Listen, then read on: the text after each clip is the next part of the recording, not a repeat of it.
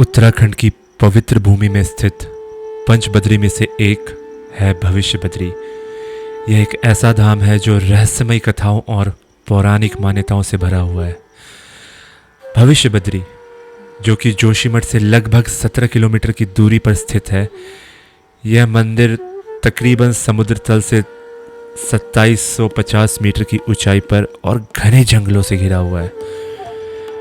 अब इस मंदिर की महत्वता यह है कि पौराणिक मान्यताओं के अनुसार जब कलयुग के अंत में नर और नारायण पर्वत, जो कि बद्रीनाथ के दोनों तरफ स्थित हैं, वो आपस में मिल जाएंगे और बद्रीनाथ धाम का मार्ग अवरुद्ध हो जाएगा, तब भगवान विष्णु भविष्य बद्री में विराजमान होंगे।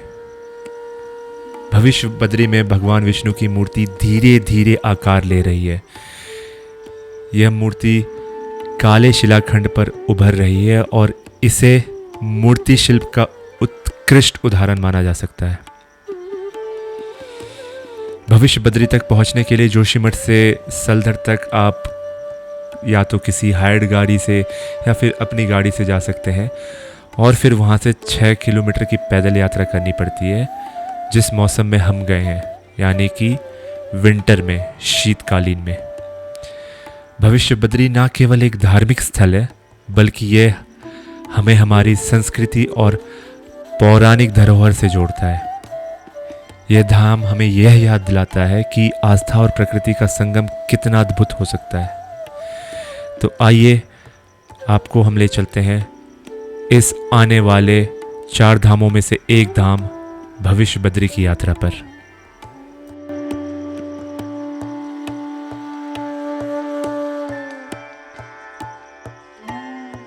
Good morning from Tapovan NTPC guest house.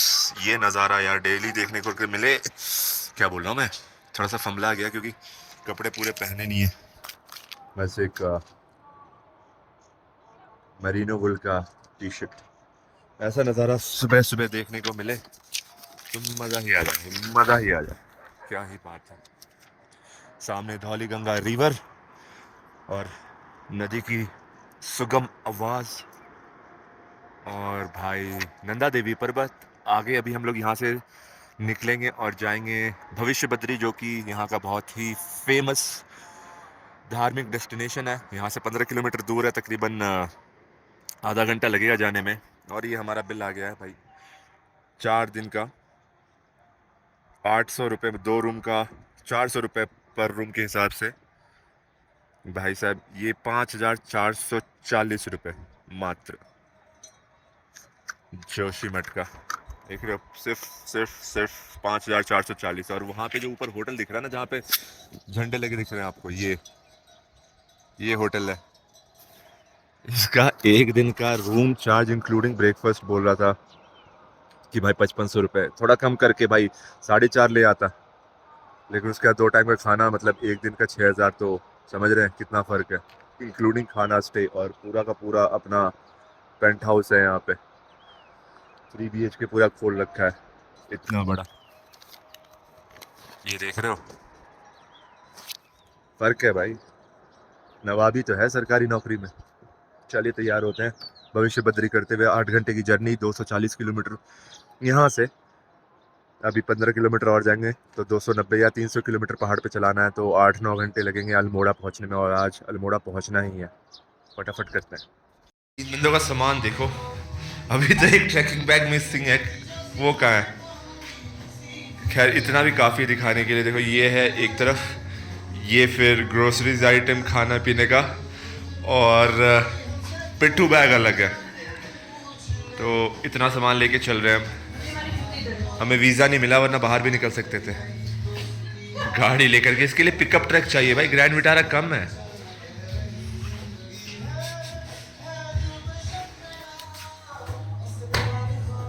अब जूते भी पैक होने हैं, नहीं देखा जाएगा ये सब। अरे रे कोल्ड स्टार्टेड दी कार, और भाई कपड़ा वपड़ा मार करके बिल्कुल चमका दिया है। कल शाम को ही न, गाड़ी इतनी ज़्यादा गंदी थी पूछो मत। अब यहाँ से जा रहे हैं भविष्य बद्री, जो कि आने वाले टाइम पे बद्रीनाथ का रूप ले गए, क्योंकि वहाँ पे कह रहे हैं कि पत्थर पे अपने आप विष्णु जी, राम जी और इनका प्रतिमाएं उभर रही हैं। तो अभी तो शायद उसको ढक रखा है कपड़े से, लेकिन एक बार फिर भी वहाँ पे जाके दर्शन करके फिर निकलते हैं। बाकी सेट है।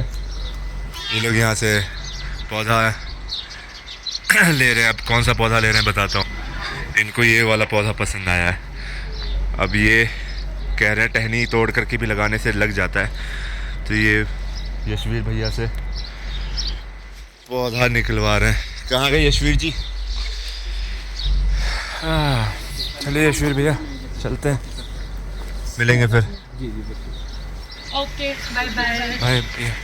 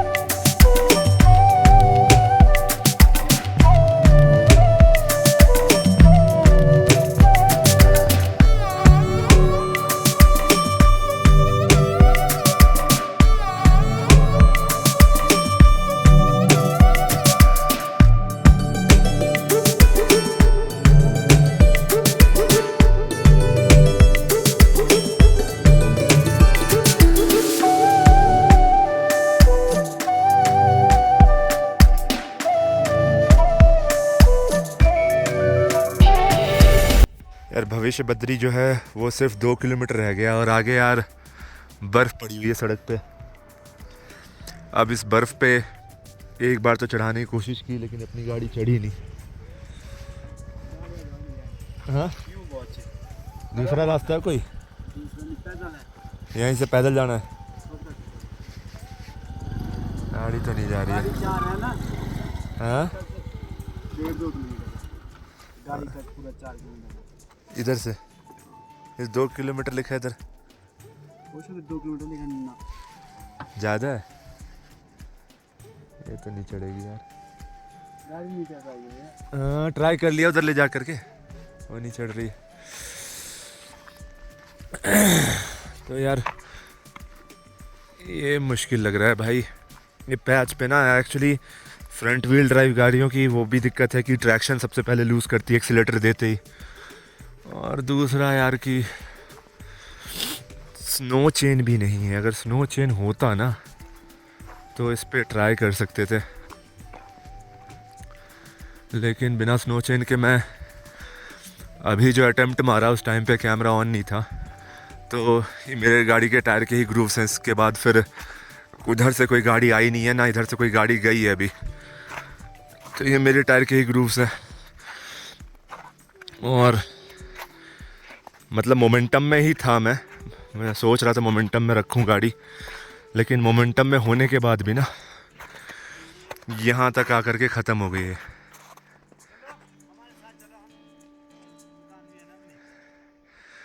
इससे आगे गई नहीं गाड़ी।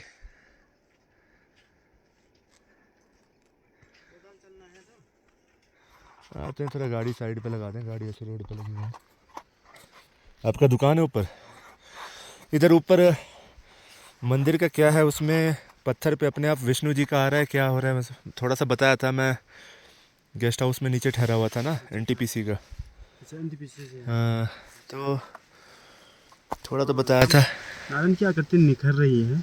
हाँ, बन नहीं रही है, निखर रही है। निखर रही है। एक समय था कि कुछ भी नहीं था, हाँ, और आज आप स्वयं साक्षी बनोगे उसकी।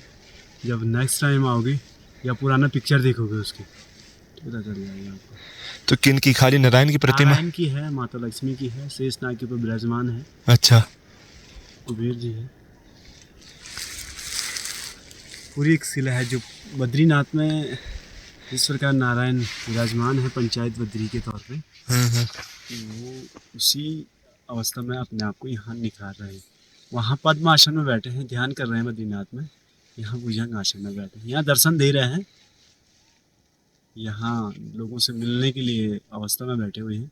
वहाँ केवल दर्शन के लिए बद्रीनाथ। यहाँ मिलने के वहाँ पद्मासन में है ना बद्रीनाथ वहाँ में। ध्यान कर रहे हैं। हाँ हाँ अगर आप रूम में ध्यान कर रहे हैं तो आपके सिर्फ दर्शन हो सकते हैं। हाँ अगर आपके रूम में रहेंगे तो आपको डिस्टर्ब होगा। हाँ हाँ। तो उसी प्रकार नारायण को डिस्टर्ब कर रहे हैं। तो गाड़ी से नहीं चल पाएगी। नहीं नहीं, यहाँ तक तो लाया मैं, यहाँ पे आके रुक गई गाड़ी मेरी। खुद स्कूटी से वापस गया। मैंने कि मैं इसको लेकर सामान लेके जाना पड़ता ना। हाँ हाँ मैं घर गया तो मैंने कहा यार इसको ले जाना तो पड़ेगा ये सामान। तो यहाँ से तो ये यहीं पर है या फिर आगे भी है ऊपर ऐसा? मैं तो काफी दिन से नहीं गया। अच्छा दुकान में खाई जा रही थी ना। अच्छा शादी में चला गया। अच्छा अच्छा। अभी ये नीचे गाड़ियाँ जो गई थी ये गांव की शादी की है। शादी की है। और ये नीचे केदारनाथ टाइप का एक मंदिर है छोटा, ये किनका है? केदारनाथ में यही भविष्य बद्री मंदिर है। मंदिर कहते हैं ना ये। अच्छा ये नीचे, और ऊपर फिर मेन वो उनकी शिला है। वीडियो बंद करोगे तो बताएंगे हम। तो भाई समय की नज़ाकत को देखते हुए मैं तो नीचे जो मंदिर था जिसके ड्रोन फुटेज आपने अभी देखी, शंकराचार्य द्वारा स्थापित, मैं तो प्रणाम करके, क्योंकि वो मंदिर भी बंद है, बद्रीनाथ के साथ ही खुलेगा वो 4 मई को,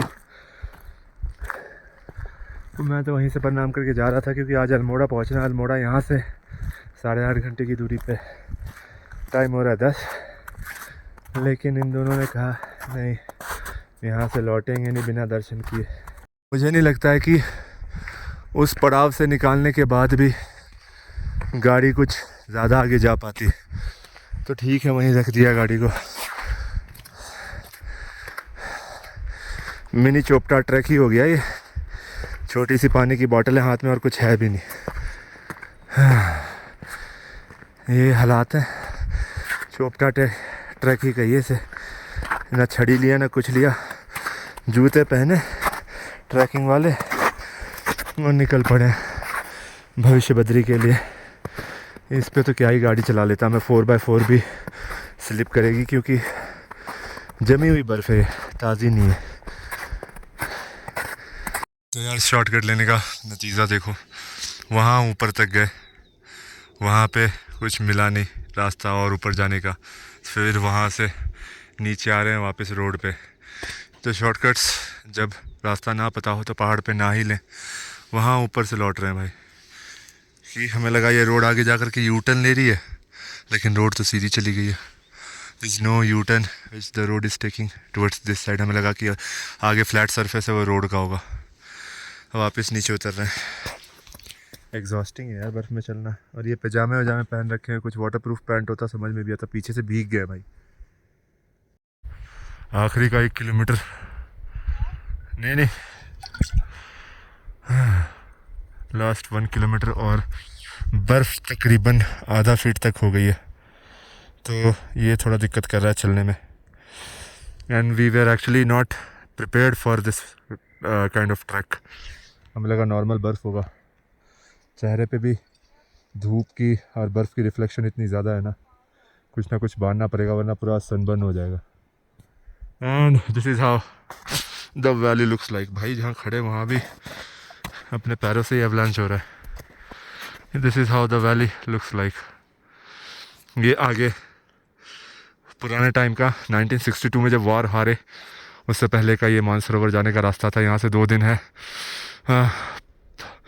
पुण्यताल पापताल इस रास्ते पे, सॉरी नॉट पापताल, दैत्यताल है और पुण्यताल ऐसा कुछ। अरे तो बहुत आगे चले गए, मैं रह गया वीडियो बनाने में।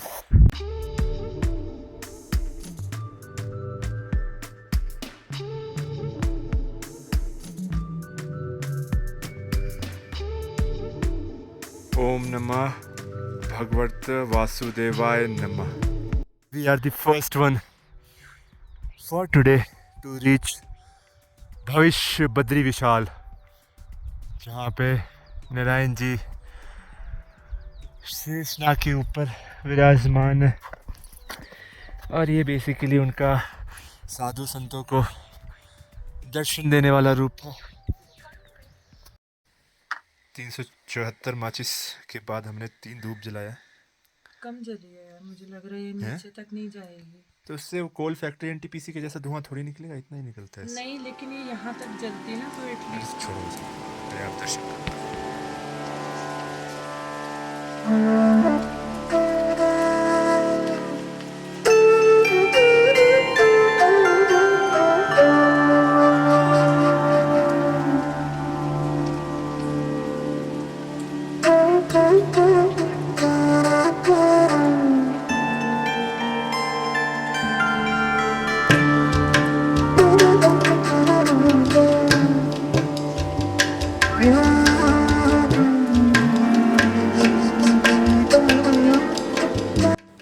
खैर ऊपर पहाड़ी पे बर्फ़ बहुत ज़्यादा होने के कारण और हमारे पास समय बहुत कम होने के कारण हम ऊपर स्थित नरसिंह शिला तक तो नहीं पहुंच पाए, जिस पे कि ऐसे ही विष्णु जी की तरह भगवान नरसिंह की आकृति अपने आप उभर रही है। लेकिन हाँ, ये बड़ा पीसफुल रहा।